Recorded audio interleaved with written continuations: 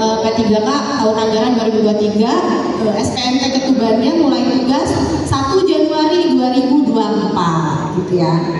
Nah ini yang MC ya, ini Pak Mudin berdiri Pak, namanya Pak Agus Soim. Ini Pak Agus Soim, ini PNS di Kepegawaian. Nah nanti kalau Bapak Ibu, alhamdulillah ya, semoga menjadi P3K nanti yang berhubungan dengan presensi absensi itu ke Pak Agus Soim. Ibu-ibunya masuk, ayo Pak Dadi. Perkenalan dulu semua biar tahu kepegawaian terdiri dari siapa aja. Ayo masuk. Nah ini yang berdiri sekarang ini sebelah kiri saya. Ini namanya Pak Dadim. Ini bagian tugasnya pengurusan kenaikan pangkat, kenaikan jenjang dan lain sebagainya ya. Nah sebelahnya lagi ini Ibu Umi Khalifah. Beliau tugasnya di bidang pensiun Bapak Ibu. Jadi kalau ASN itu pensiun, pengurusannya fokusnya lewat Bu Umi Khalifah. Nah, sebelahnya lagi ada Pak Muhammad Jauharudin. Wah ini dulunya beliau di haji Bapak Ibu ya, fokusnya di PHU. Sekarang penempatannya di BUPEM sudah 2-3 tahun. Ini bidang pengurusannya dokumen-dokumen layanan di kepegawaian seperti surat tugas, SPPD, data simak dan lain sebagainya. Sebelahnya lagi ada Ibu Ratnasari.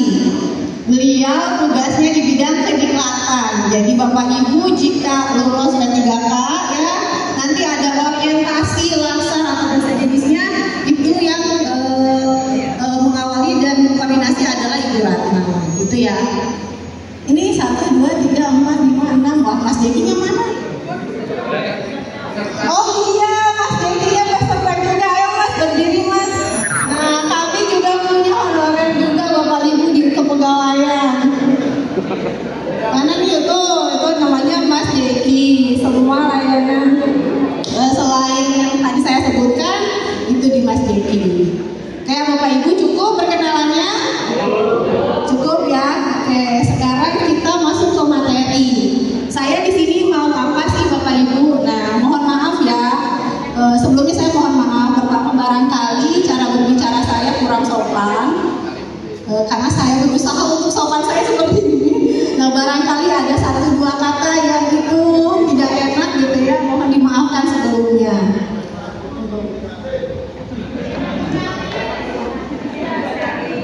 Oke ya, ini sosialisasinya seperti apa? Dasarnya seperti ini Bapak Ibu.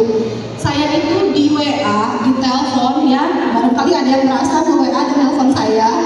Terus saya selalu jawab, aduh nggak tahu gitu ya, belum tahu karena memang saya belum dapat infonya. Jadi jika saya jawab belum tahu dan kurang tahu, itu karena memang saya benar-benar tidak tahu Bapak Ibu. Jadi sejauh saya belum mendapatkan informasi, maka saya tidak berani untuk memberikan informasi yang saya pahami gitu sebelum ada instruksi pimpinan. Nah kabarnya kemarin kami di kepegawaian itu ada Zoom bersama kepegawaian Kanwil membahas tentang ini, membahas tentang pendaftaran CP3K tahun anggaran 2024. Nah spiritnya adalah kami harus mendampingi Bapak Ibu untuk pendaftaran ini. Jangan sampai istilahnya Bapak Ibu tidak mematuhi juknis sedikit pun. Karena resikonya jika ada salah sedikit saja gitu ya, nanti berdampak ya tidak akan lolos gitu selamanya Bapak Ibu ya. Gak ada kesempatan kedua, nggak ada. Jadi sudah ada clocknya alokasi ini timingnya segini. Terus juga sudah jelas orangnya siapa-siapa saja yang bisa mendaftar di formasi itu. Oke, kita mulai saja ya. Oke, ini dasar hukumnya ya Bapak Ibu. Tidak perlu saya jelaskan ya. Ini ada di SSCASN Bapak Ibu. Kalau masuk itu di atas bagian atas ada dasar hukum. Nah detailnya Bapak Ibu bisa download, bisa baca itu di SSCASN. Lanjut terus. Oke, ini info umum ya yang sudah saya share di grup. Itu ada flyer dari Rompek Kepegawaian. Prinsipnya seleksi ini adalah seleksi tahap 1. Waktu pendaftarannya 21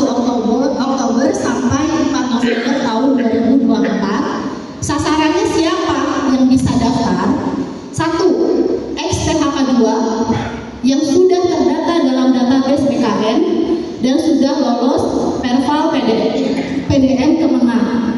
Bapak Ibu ingat ya, tahun 2021 ya kita mendaftarkan diri di akunnya BKN. Ingat kan?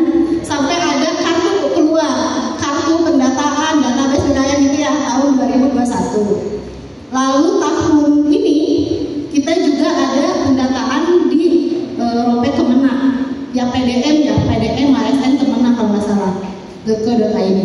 Nah, kemarin sering ada orang yang WA saya ya, beliau masih terdata di database BKN, tapi PDM-nya tidak ikut gitu, dengan alasan mengundurkan diri. Nah, kasus seperti ini tidak bisa ikut karena di salah satu verifikasi datanya beliau tidak memenuhi syarat. Kebayang? Misal pas database BKN beliau ikut, terus tahun 2022 itu tidak bekerja lagi, mengundurkan diri gitu. Ada surat pengunduran dirinya, otomatis kan datanya terverifikasi ya.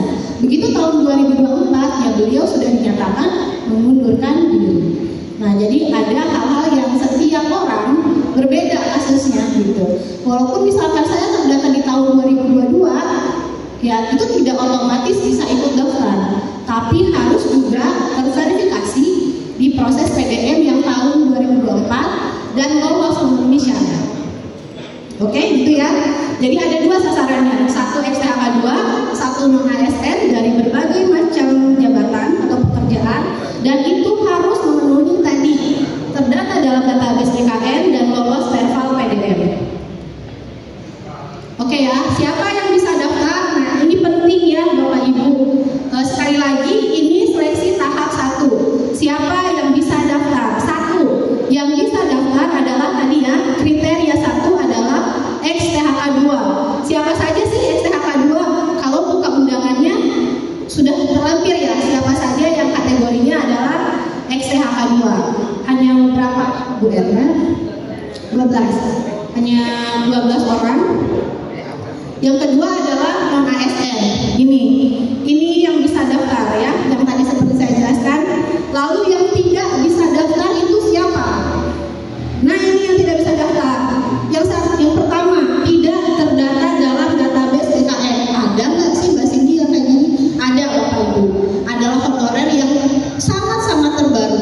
Jadi tahun 2021 itu kan masa kerjanya baru beberapa bulan saat pendataan. Nah, terus honorer tahun 2020 gitu. Itu ketika pendataan database BKN, masa kerjanya belum 2 tahun.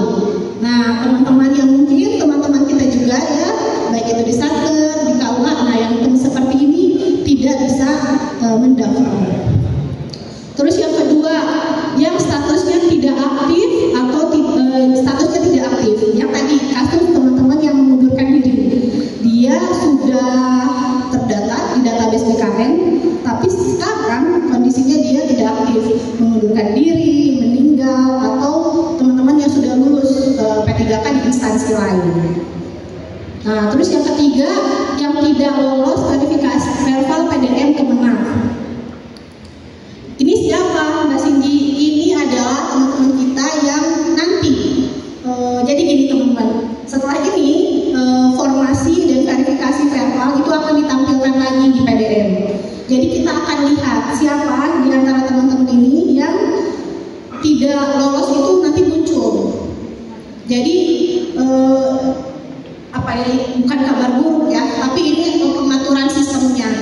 Jadi untuk tahapan sekarang harus lolos PDM-nya. Jika nanti seandainya misalkan data saya tidak ditemukan di dalam PDM-nya atau dinyatakan tidak lolos, berarti tidak bisa ikut daftar yang ini, yang seleksi ini. Ini mungkin ya kabar buruknya bagi teman-teman yang kemarin kasusnya 3 jabatan itu ya, driver,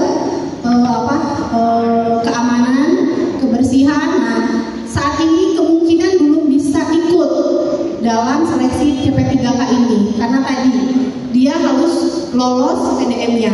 Ketika PDM-nya tidak lolos, maka belum bisa daftar. Nah, ini ya Bapak Ibu ya, paham sampai sini? Paham ya? Jadi patokannya adalah PDM-nya lolos nggak? Kalau PDM-nya tidak lolos, berarti tidak bisa daftar.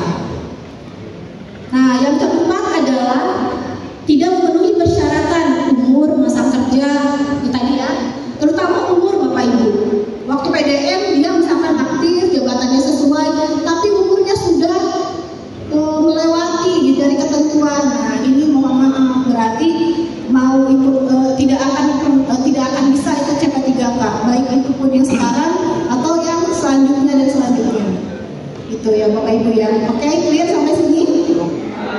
Lanjut ya. Oke, lanjut Mas. Kecepatan nggak Bapak Ibu? Ini kelihatan nggak slide soundnya? Oke ya. Nah tadi bagi yang 3 jabatan tadi atau teman-teman yang memang tidak bisa mendaftar, konsekuensinya apa jika di tahap ini ikutan gitu? Kan ini total ada 233. Saya mengecek yang bisa ikut daftar itu hanya 180 orang. Jadi ada sisanya sekitar 60-an ya, 60-an yang belum bisa daftar. Nah, teman-teman yang 60 orang ini jangan memaksa mendaftar. Apa konsekuensinya? Konsekuensinya jika teman-teman ikut mendaftar, maka nanti itu akan langsung otomatis dinyatakan tidak memenuhi syarat. Nah, ketika sudah otomatis dinyatakan tidak memenuhi syarat, itu nanti akan berdampak pada jika ada kebijakan tambahan, misal ada tahap 2, 3, 4 dan seterusnya. Nah, bapak-bapak ini datanya sudah ter-blacklist otomatis, jadi tidak bisa ikut. Nah, gitu ya. Jadi kayak pengaturan sistem gitu Bapak Ibu. Tahap pertama difokuskan untuk yang terdata, memenuhi syarat semuanya gitu ya, baik dari segi segala macam umur, jabatan. Nah, ketika itu sudah beres itu baru nanti kita berdoa ada kebijakan tambahan. Ya walaupun sampai saat ini saya pun tidak bisa memastikan Bapak Ibu apakah benar Mbak Siti ada. Nah itu juga jujur aja saya nggak bisa memastikan karena saya bukan Menteri Agamanya ya, bukan Menpan RB-nya. Jadi saya tidak bisa memastikan.